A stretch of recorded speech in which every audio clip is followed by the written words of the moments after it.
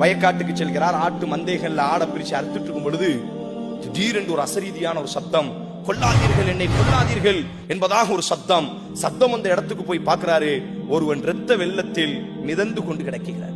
அவன் வயிற்றுல குத்தப்பட்டு ரத்தங்கள் வெளியேற்றப்பட்டு மரணித்து செத்து கிடக்கிறான். இவர் அப்படி மெய் மறந்து இவனை யார் கொண்டிருப்பார்கள் என்று சுத்தி கித்தி பார்க்கும் பொழுது ஒட்டுமொத்த ஊரும் திரண்டு விட்டார்கள். இவரினுடைய கையில கத்தி இருக்கு, ஆடறுத்த கத்தி. இவர் மேல் ஃபுல்லா ரத்தம். முஷூர்தா போலி அதிகாரிகள் வருகிறார்கள், இவரை கைது பண்றாங்க. அவர் சொல்றாரு, அது எனக்கு தெரியாது, நீதிமன்றத்தில் நிப்பாட்டப்படுகிறது, எனக்கு தெரியாது, நான் இதை செய்யவில்லை என்பதாக எவ்வளவோ பேசி பார்க்கிறார். செய்ததற்கான தடயங்கள் உன்னிடத்திலே அத்தனை தடயங்களும் இருக்கிறது என்று சொல்லி அவருக்கு பக்தாதினுடைய நீதிமன்றம் இவருக்கு மரண தண்டனை என்பதாக தீர்ப்பு கொடுக்கப்படுகிறது.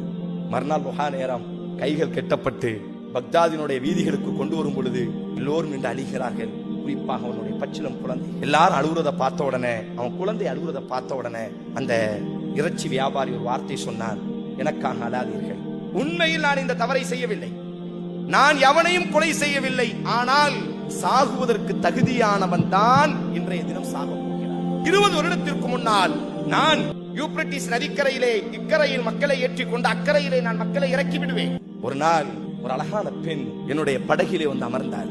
யூப்ரட்டிஸினுடைய கூஃபாவினுடைய இக்கரையில் இருந்து அவளை அக்கறைக்கு நான் இறக்கி விடும் பொழுது அவள் என்னுடைய உள்ளத்திற்குள்ளாக வந்து அமர்ந்து கொண்டால் அவள் மீது எனக்கு ஒரு நேசமும் மோகமும் வந்து விட்டது. அவள் முகவரியை தேடி அவள் வீட்டுக்கு நான் சென்றேன். என்னுடைய மகளை உங்களுக்கு மனமுடித்துக் கொடுப்பதற்கு எனக்கு சம்மதம் இல்லை, அதனால் வீட்டை விட்டு வெளியேறுங்கள் என்பதாக என்னை அவர் அவமானப்படுத்தி வெளியே அனுப்பிவிட்டார். காலம் உருண்டோடுகிறது. இது போன்ற ஒரு மகிரிபினுடைய நேரம், சூரியன் மறையக்கூடிய அந்த நேரத்துல ஒரு பெண் கையில குழந்தையோடி அந்த படகுல வந்து அமருகிறார். தூரத்துல வரும் பொழுதே பார்க்கிறார். படகுல வந்து அமரும் பொழுது அவர் கண்டுகொண்டார் தன்னுடைய பழைய நேசத்திற்குரியவர் என்பதாக. கேட்கிறார், என்னை தெரியுதா உங்களுக்கு, நான் யாருன்னு உங்களுக்கு தெரியுதா?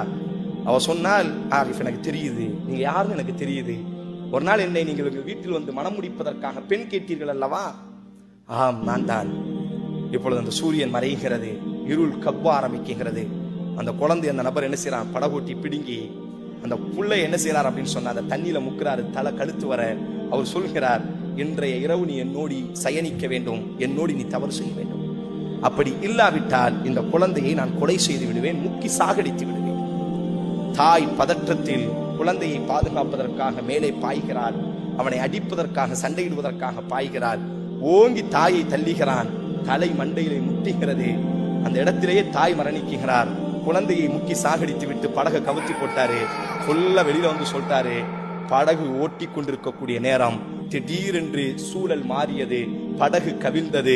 தாய்க்கும் சேய்க்கும் நீச்சல் தெரியாது, ஆதலால் அவர்கள் மரணித்து விட்டார்கள். நானுமோ படகோட்டியினுடைய மகன், எனக்கு நீச்சல் தெரிந்தது, ஆதலால் நான் தப்பித்து விட்டேன். உலகம் அனைவரும் நம்பினார்கள், யாரும் மறுக்கவில்லை. பேசிய வார்த்தை மிக தெளிவானது, மிக தெளிவாக ஆதாரத்தை கொண்டு வந்து வைத்தார். உலகமே நம்பியது.